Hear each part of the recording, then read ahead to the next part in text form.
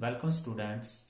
There is no doubt about the fact that children are taught by their teachers, but there are occasions when teachers are taught certain things by the children or the situations arising out while dealing with the children. We will read this lesson and find out such a situation. The topic of this lesson is how teachers learn. I expect students will listen me carefully and follow the text in their textbooks. Let's start.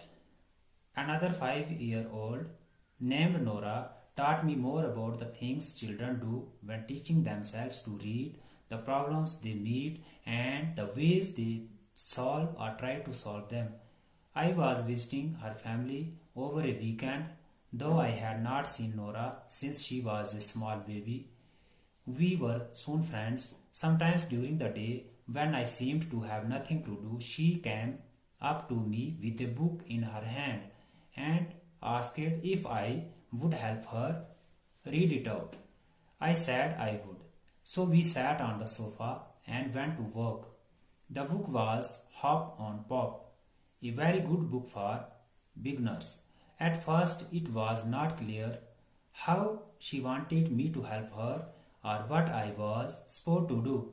Most of the time I just sat still and silent, a very hard thing for a teacher to do, particularly one who, like me, thinks he is good at explaining and helping. The first few pages were easy, then she began to meet more words that she did not know and had to figure out. Only rarely, when she seemed badly stuck, did I say anything. Even then I didn't tell her the word, only suggested how she might figure it out. If she still couldn't get the word, I told her to skip it and go ahead. That perhaps the next time she saw it, it would be easier to figure out. Most of the time she went ahead, but if she asked me to tell her the word, I did. Before long, an odd thing happened. Nora misread a word that previously she had read correctly. This happened a number of times. I found myself feeling puzzled and annoyed, as I had in my own classroom when children seemed to forget things they had supposedly learned. I thought, has she forgotten the word already, or is she just being careless, not paying attention, not making an effort? But this was not it. Obviously, she was reading the book as well as she could, putting all of her concentration into it. So how could she know a word on one page and not know it on the next?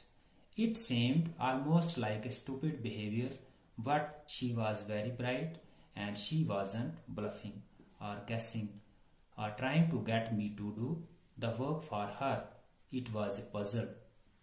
To understand the learning problems of another person, particularly a child, we must try to see things as if through their eyes. We think it should be easy for someone to remember what a word looks like from one page to the next, but that is because we know the word. For a child who has only just seen the word for the first time, it is not easy but hard. It is hard to tell which words on a page are the same or almost the same, and if they are different, where they are different. We readers have the expert's eye for significant detail. The child does not. There then popped into my mind an experience I had had some years before and had completely forgotten. One day I took a sheet of printing in some Indian language and tried to find the words that occurred most often on the page. It was amazingly difficult. At first, the page looked like nothing but a jumble of strange shapes.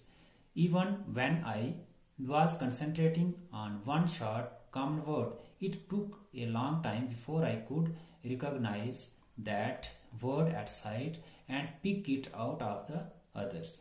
Often I would go right by it without noticing it.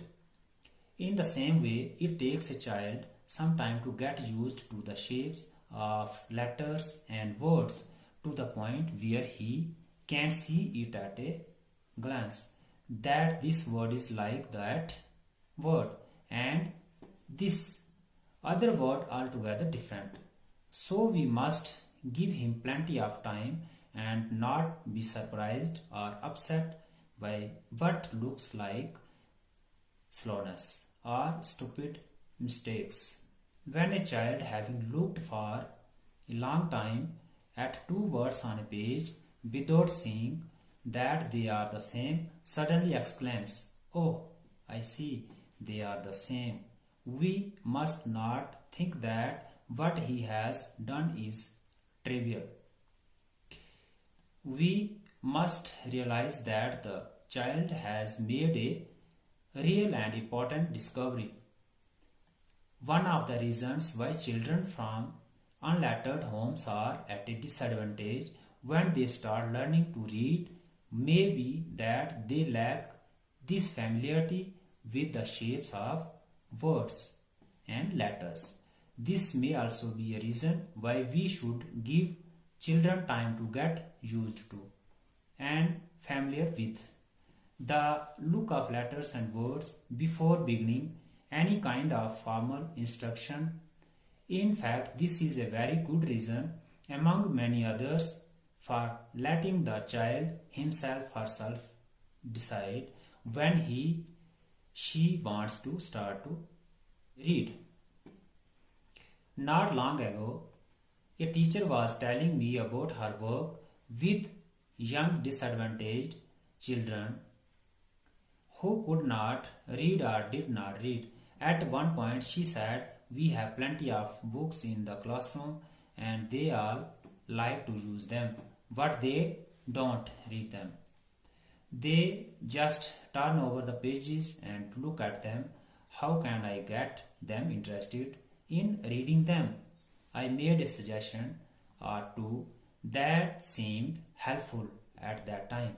Only later did I realize that for children who had hardly ever seen any, this casual looking at books was a sensible and almost certainly a necessary first step to reading. Before these, children began to think about what particular letters and groups of letters said. They had to get familiar with the look of letters in general. Just as a child learning to talk must first become familiar with the sound of talk. Now students have to answer these questions. The first one is, who was Nora? How did she become a friend of the teacher? The second one is, how did the teacher observe Nora while learning? The third one is, what odd thing happened with Nora? Why was the teacher puzzled? The fourth one is, was Nora a careless child? How do you know? The fifth one is, how should a teacher understand the problems of the children? The sixth one is, what experience popped into the teacher's mind after Nora's learning problem? Seventh one is, why are children of unlettered homes at a disadvantage? Eighth one is, how did the teacher learn from Nora? I think you will be able to answer all these questions as per the text we read. Thank you.